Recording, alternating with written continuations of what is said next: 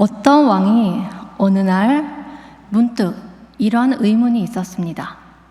첫 번째, 무슨 일을 하는 데 있어 언제 시작하는 것이 가장 좋은가? 두 번째, 누구와 더불어 하는 것이 좋고 누구와 더불어 하지 않는 것이 좋은가? 세 번째, 무엇이 가장 중요한 일인가? 이 세 가지만 미리 알 수만 있다면 어떤 일을 하든지 실패하지 않을 것이라고 생각했습니다. 그래서 전국에 포고를 하여 이 일이 무엇인가를 알려주는 사람에게 후한 상을 내리겠다고 말했습니다. 수많은 학자들이 몰려와서 자신들의 의견을 얘기했습니다. 첫 번째 질문인 적절한 시기에 대한 질문에서는 어떤 사람이 일정표를 만들어서 엄격하게 시행하면 된다고 했습니다. 그러자 다른 사람은 아니다. 언제 하는 것을 미리 정하는 것은 불가능한 것이니 그때그때 요구되는 상황에 최선을 다하자고 했습니다. 아니다. 언제 무슨 일을 하는 것은 한 사람이 정하기 어려우니 평소에 현명한 사람들을 옆에 두자고 했습니다. 아니다. 바쁜 세상에 매사에 누군가에게 묻는 것은 정말 시간 낭비고 어려우니 무슨 일이 일어날지 미리 알기 위해 점을 사람을 가까이 두자고 하기도 했습니다. 두 번째 질문에서 왕에게 가장 필요한 사람은 누구냐는 질문에 어떤 이는 정치가다. 아니다. 왕의 건강을 책임지는 의사다. 아니다. 나라를 지키는 군인이라고 했습니다. 세 번째, 이 세상에서 가장 중요한 일은 학문이다. 아니다. 잘 싸우기 위한 전술이다. 아니다. 사람의 정신이라고 말했습니다. 이와 같은 서로 다른 답변을 들은 왕은 어떤 말도 받아들이지 않고 상을 내리지 않았습니다. 그리고 지혜롭기로 소문난 현자를 만나기 위해 수수한 복장을 하고서 몰래 찾아갔습니다. 호위병들은 중간에 가는 길에 있으라고 하고 혼자 걸어갔습니다. 그런데 현자는 왕을 보고는 가벼운 인사만 하고 밭가는 일에 몰두했습니다. 왕이 다가가서 물었습니다. 제가 3가지 의문이 있어서 찾아왔습니다. 그런데 현자는 대답을 하지 않았습니다. 그리고 밭가는 일에 몰두했습니다. 가래질을 한 것입니다. 몹시 힘들어 보이는군요. 가래를 이리 주십시오. 제가 좀 도와드리겠습니다. 아이고 고맙소. 왕은 그 일을 도왔습니다. 그러자 왕이 또 3가지 질문을 물어보았지만 현자는 대답을 하지 않았습니다. 해가 뉘엿뉘엿 지고 이제는 왕이 현자에게 또 물었습니다. 제 질문에 대답을 해주실 수 없으면 그렇다고 말씀해 주십시오. 그러면 그만 돌아가 봐야 할 것 같습니다. 그때 현자가 말했습니다. 누군가 이쪽으로 달려오고 있는데 누구일까? 왕이 뒤를 돌아보니 한 사나이가 손으로 배를 움켜쥐고 있는데 피가 철철 흘러넘쳤습니다. 왕이 있는 곳에 오자 그는 쓰러져서 정신을 잃고 말았습니다. 왕은 현자와 함께 사나이의 옷을 풀어서 배에 큰 상처가 있는 것을 발견하고 피가 있는 것을 씻어주었습니다. 그리고 현자와 함께 손수건을 묶어서 상처를 싸매고 피가 먹게 해주었습니다. 이 사나이가 눈을 떠서 물을 마시고 싶다고 하자 왕이 맑은 물을 떠다가 가져다 주어서 먹게 했습니다. 그리고 현자의 처소에 옮긴 다음 침상에 뉘었습니다. 그리고 나서 그도 곧 잠이 들었습니다. 쓰러졌던 사람이 눈을 뜨고 왕을 보자 갑자기 이런 말을 했습니다. 부디 저를 용서해 주십시오. 나는 그대를 모르는데 어찌 용서한단 말인가? 당신은 저를 모르지만 저는 당신을 잘 알고 있습니다. 저의 형제들이 당신의 손에 죽임을 당하고 재산을 몰수당한 후 저는 당신에게 복수하기 위해 오늘 당신이 이곳으로 온다는 이야기를 듣고 기회를 노리고 있었습니다. 그런데 하루 종일 기다려도 당신이 나타나지 않아서 숨어있던 곳에서 나오니 발각이 되어 이렇게 다쳤습니다. 당신이 저를 구해주지 않으면 저는 죽을 수밖에 없을 것입니다. 이제 후로는 제 목숨이 붙어 있고 당신이 허락해 주신다면 저는 가장 충실한 종으로서 죽는 날까지 저와 제 자손이 섬기도록 하겠습니다. 왕은 뜻하지 않게 원수와 화해한 것을 기뻐하며 그를 용서하고 몰수했던 재산을 돌려주고 시종과 의사를 보내서 상처를 치료해 주겠다고 약속했습니다.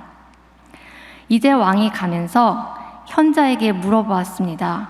3가지 질문에 대한 답이 무엇인지 말씀해 주십시오. 현자가 말했습니다. 그 대답은 이미 끝난 것 같습니다. 어제 만약 당신이 내가 밭을 갈 때 힘들어하는 것을 보고도 도와주지 않고 그냥 갔다면 아마 저 사내에게 목숨을 잃었을 것입니다. 당신은 빨리 간 것을 후회했겠지요. 당신에게 가장 적절한 시기는 나를 도와 가래질 밭을 갈고 있는 때였고 당신에게 중요한 사람은 나였고 가장 중요한 일은 남에게 선행을 베푸는 것입니다. 또한 저 사내의 일로 말하자면 가장 적당한 시기는 그를 치료해 준 때라고 할 수 있습니다. 만약 그렇지 않으면 당신은 화해는커녕 그는 언제든 당신을 죽이려고 했을 것입니다. 그 순간 당신에게 가장 중요한 사람은 저 사내였고 중요한 일은 당신이 해준 바로 그 일입니다. 그러니 잘 기억해 두시길 바랍니다. 가장 적당한 시기란 오로지 지금 이 순간인 뿐이라는 것을요. 그리고 가장 필요한 사람은 지금 당신 앞에 있는 바로 그 사람이라는 것을요. 가장 중요한 일은 타인에게 선행을 베푸는 일입니다. 오직 그것만이 인간이 세상에 태어나 살아가는 의미이기 때문입니다. 이 이야기는 러시아 문학가인 톨스토이가 쓴 사람은 무엇으로 사는가에 나오는 3가지 의문에 나오는 이야기입니다. 우리 주위에 어렵고 힘든 사람들이 많이 있는데 이 이야기를 통해서 이러한 분들을 만나는 시간이 우리 생애에 있어서 가장 중요한 시간이요. 이런 분들이 우리에게 가장 귀중한 사람이고 이런 분들을 돌보는 것이 가장 중요한 일이라는 것을 교훈해주고 있습니다. 오늘 봉독한 성경 말씀은 이런 문제에 대한 예수님의 말씀으로 선한 사마리아인의 비유로 불립니다. 하루는 성경을 많이 아는 율법사가 예수님께 와서 예수님을 시험하기 위해 질문했습니다. 선생님, 내가 무엇을 하여야 영생할 수 있겠습니까? 다시 말하면 내가 어떻게 해야 영원히 살 수 있느냐는 질문입니다. 이때 예수님은 성경에 무엇이라고 써 있느냐고 물으셨고 이 율법사는 대답하기를 네 마음을 다하며 목숨을 다하며 힘을 다하며 뜻을 다하여 주 너희 하나님을 사랑하고 또한 내 이웃을 내 자신같이 사랑하라 하였나이다 라고 대답했습니다. 이때 예수님께서는 내 대답이 옳도다. 이를 행하라. 그러면 살리라. 이렇게 말씀하셨습니다. 그러자 이 율법사는 예수님에게 자기를 옳게 보이기 위해서 그러면 내 이웃이 누구입니까? 하고 다시 묻자 예수님께서는 선한 사마리아인의 이야기를 통해 진정한 이웃이 누구이며 이웃에게 어떤 일을 해야 하는지 말씀해 주셨습니다. 어떤 사람이 예루살렘에서 여리고로 내려가다가 강도를 만나매 강도들이 그 옷을 벗기고 때려 거의 죽은 것을 버려두고 갔습니다. 마침 한 제사장이 길을 가다가 그를 보고 피하여 지나가고 한 레위인도 그를 보고 피하여 지나갔습니다. 그러나 어떤 사마리아인은 여행하는 중 거기에 이르러 그를 보고 불쌍히 여겨 가까이 가서 기름과 포도주를 그 상처에 붓고 싸매고 자기 짐승에 태워 주막으로 데리고 가서 돌보아 주었습니다. 그 이튿날 그가 주막 주인에게 데나리온 2를 주며 이 사람을 돌보아 주라. 비용이 더 들면 나중에 주겠다고 했습니다. 예수님께서 이 선한 사마리아인의 이 이야기를 하시면서 율법사에게 네 생각에는 이 세 사람 중에 누가 강도 만난 자의 이웃이 되겠느냐고 물으시고 그가 대답하기를 자비를 베푼 자니이다 대답했습니다. 그러자 예수님께서는 이 율법사에게 너도 이와 같이 하라고 말씀하셨습니다. 이 말씀이 선한 사마리아인의 비유에 대한 말씀입니다. 이 말씀을 통해서 자비를 베푼 자라는 제목으로 말씀을 생각해 보겠습니다. 첫째로 자비를 베풀어야 할 대상을 생각해 보도록 하겠습니다. 우리가 누구에게 자비를 베풀라고 하셨습니까? 바로 강도 만난 사람입니다. 그러면 강도 만난 사람은 어떤 사람입니까? 경제적으로 어려운 처지에 있는 사람입니다. 물질적으로 어려운 사람입니다. 30절에 보면 강도를 만남에 강도들이 옷을 벗기고 때려 거의 죽은 것을 버려두고 갔다고 했습니다. 강도들이 지금 그 사람의 가진 것을 전부 빼앗아서 지금은 아무것도 없는 가난한 사람을 의미합니다. 스가랴 7장 10절에 보면 과부와 고아와 나그네와 궁핍한 자를 압제하지 말며 라고 나와 있습니다. 시편 72편 13절에 보면 그는 가난한 자와 궁핍한 자를 불쌍히 여기며 라고 나와 있습니다. 이같이 경제적으로 어려운 상황이 있거나 자력으로 모든 문제를 해결할 수 없는 자에게 자비를 베풀어야 합니다. 또한 내가 싫어하거나 원수된 사람에게라도 자비와 긍휼을 베풀어야 합니다. 잠언 25장 1절에 보면 내 원수가 배고파 하거든 음식을 먹이고 목말라 하거든 물을 마시게 하라. 사실 강도 만난 유대인과 이를 구해준 사마리아인은 서로 원수지간입니다.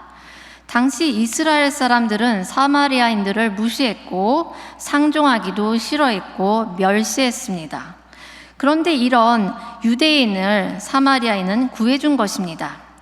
사마리아인으로서는 자신의 민족을 무시하고 싫어했던 유대인을 얼마든지 그냥 지나칠 수 있었습니다. 그러나 그는 원수의 입장이었지만 자비를 베풀었습니다. 싫어하는 사람에게도 자비와 긍휼을 베풀어야 합니다. 누가복음 6장 32절에 보면 너희가 만일 너희를 사랑하는 자만을 사랑하면 칭찬받을 것이 무엇이냐? 죄인들도 사랑하는 자는 사랑하느니라고 나와 있습니다. 로마서 12장 20절에 보면 내 원수가 줄이거든 먹이고 목마르거든 마시게 하라. 원수된 사람도 사랑하라는 말씀입니다. 그리고 신체적으로 약한 사람과 병들어 있는 사람에게 자비를 베풀어야 합니다. 강도 만난 사람은 거반 죽게 된 상태입니다. 자신의 힘으로는 거동하기 힘든 사람입니다. 신체적으로나 육체적으로 병들고 약해서 누구의 도움이 필요한 사람에게 자비를 베풀어야 합니다. 누가복음 14장 13절에서 14절 보면 잔치를 베풀거든 차라리 가난한 자들과 몸 불편한 자들을 청하면 너에게 복이 된다고 하셨습니다. 예수님은 잔치를 베풀 때 경제적으로 어렵고 몸이 불편하고 나약한 사람을 초청하면 그들은 보답할 수 없기 때문에 이것이 너에게 복이 되고 나중에 주님께서 보상해 주신다고 하셨습니다. 그러면 우리가 어떻게 자비를 베풀어야 할까요? 먼저 물질로서 자비를 베풀어야 합니다. 당시는 기름과 포도주가 값비싼 물건이었는데 누가복음 10장 34절에 보면 가까이 가서 기름과 포도주를 그 상처에 붓고 싸매고 자기 짐승에 태워 주막으로 데리고 가서 돌봐주니라고 했습니다. 아주 의약품으로도 귀하게 사용되었던 물품이었습니다. 그런데 이것을 강도 맞는 사람을 위해 선뜻 내어준 것입니다. 자비, 긍휼에는 물질이 사용되어야 합니다.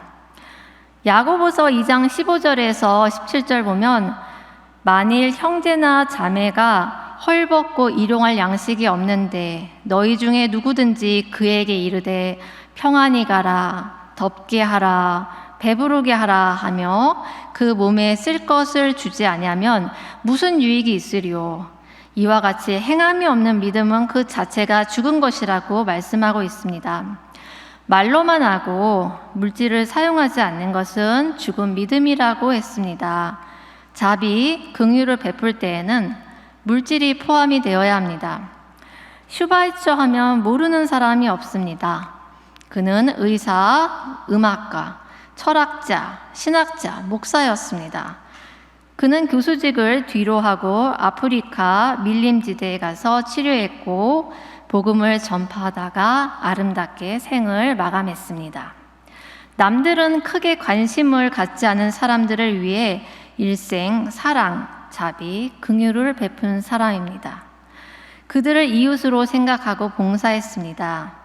그가 어렸을 때 자서전에 보면 이런 내용이 있습니다. 한 번은 자기보다 크고 힘도 세어 보이는 아이 게오르게 닐쉘른과 씨름을 하다가 그 아이를 이겼습니다. 이에 밑에 깔린 그 친구가 일어나서 하는 말이 나도 너같이 일주일에 2번씩 고기를 먹으면 너만큼 기운이 난단다. 이렇게 말했을 때 슈바이처는 큰 충격을 받았습니다. 슈바이처는 그들과 같으려고 노력했기 때문에 그러한 말이 고통스러웠다고 했습니다. 그때부터 고깃국을 잘 먹지 않았고 다른 아이들과 다르지 않도록 항상 주의를 기울였다고 했습니다. 어느 날 어머니가 좋은 모자를 사준다고 하여도 좋은 것보다는 동네 아이들이 주로 쓰고 있는 그 모자를 사달라고 했습니다. 자연스럽게 가난한 사람들에 대한 관심을 갖게 되었습니다.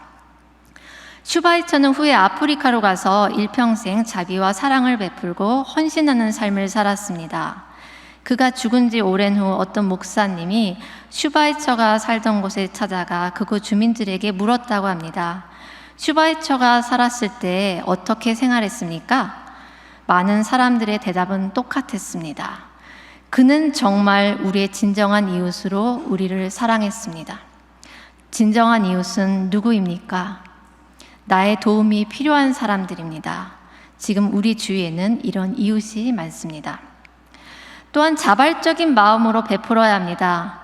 본문에서 사마리아인은 누가 시켜서 강도 맞는 자에게 자비를 베푼 것이 아니라 자발적으로 했습니다.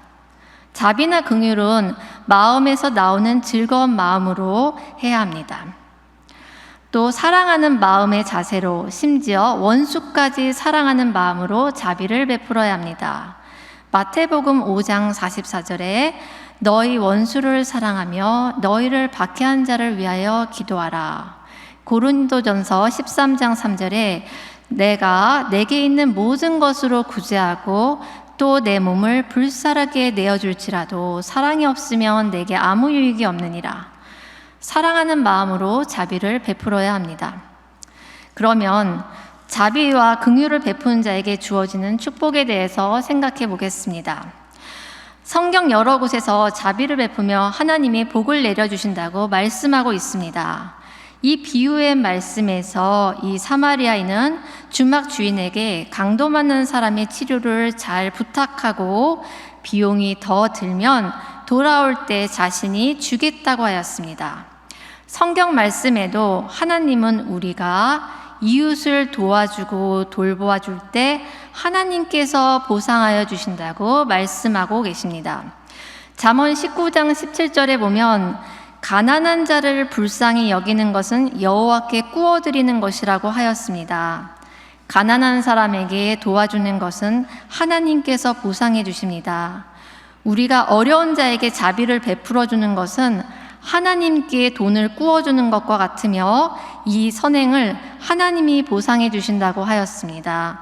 그러나 반면에 가난한 자에게 자비를 베풀지 않으면 그 자체가 죄라고 하였고, 우리가 어려운 처지에 있을 때 하나님께 부르짖어도 하나님께서 자비를 베풀어 주지 않겠다고 하십니다. 야고보서 4장 17절에 사람이 선을 행할 줄 알고도 행하지 아니하면 죄니라.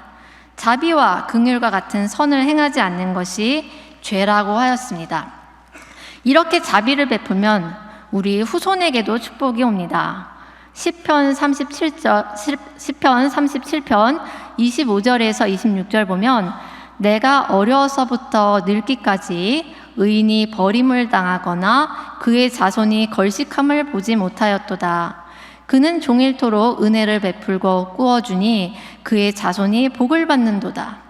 여기서 의인이란 21절에 보면 다른 사람에게 자비, 긍휼을 베푸는 사람임을 말하고 있습니다.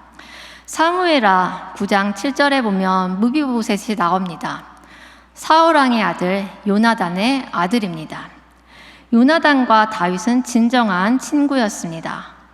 사울왕이 다윗을 죽이려고 했을 때 요나단이 자비, 긍휼을 베풀어서 다윗을 보호해주고 죽을 고비에서 구해주었습니다. 후에 사울과 요나단이 전쟁에서 죽자 다윗이 왕에 오른 다음 요나단의 아들 무비보셋을 보호해주어 궁중에 살게 하고 할아버지 사울왕의 재산도 돌려받게 해주었습니다. 요나단은 죽었지만 요나단의 아들 무비보셋은 다윗 왕으로부터 자비, 긍휼, 사랑의 복을 받았습니다. 시편 41편 1절에서 보면 가난한 자를 보살피는 자가 복이 있다고 하시면서 재앙의 날에 하나님이 구원하시고 세상에 사는 동안 우리를 보호해 주시고 병상에서도 붙들어 주시고 병을 치유시켜 주신다고 하였습니다. 이사야서 58장 7절에서부터 보면 기도할 때 응답해 주시는 복을 주시고 우리 앞길을 인도해 주시고 육신의 건강도 주시며 우리의 영혼을 만족해 해주신다고 하였습니다. 자비, 긍휼을 베푸면 많은 복을 주신다고 하였습니다. 그러나 우리가 어려운 사람에게 자비, 긍휼을 베풀지 않으면서 하나님께 기도할 때 하나님께서는 우리의 기도를 들어주지 않으신다고 말씀하고 있습니다. 잠언 21장 13절에 보면 귀를 막고 가난한 자가 부르짖는 소리를 듣지 아니하면 자기가 부르짖을 때에도 들을 자가 없으리라. 누가복음 10장 36절 37절에 보면 예수님께서는 율법사에게 제사장, 레위인, 사마리아인 세 사람 중에 강도 만난 사람의 진정한 이웃은 누구냐고 하시면서 율법사가 자비를 베푼 자니이다 라고 대답하니 너도 가서 이와 같이 하라. 자비를 베풀라고 하셨습니다. 지금 하나님이 우리에게 보여주신 이웃은 누구입니까? 예수님이 말씀하십니다. 너도 가서 이와 같이 행하라. 우리도 세상에 사는 동안 우리 주변의 어려운 사람에게 자비를 베푼 자가 되어 하나님이 주시는 놀라운 복을 받으시는 저와 여러분이 되기를 바랍니다. 기도하겠습니다. 하나님, 저희에게 사랑을 베풀어 주셔서 감사드립니다.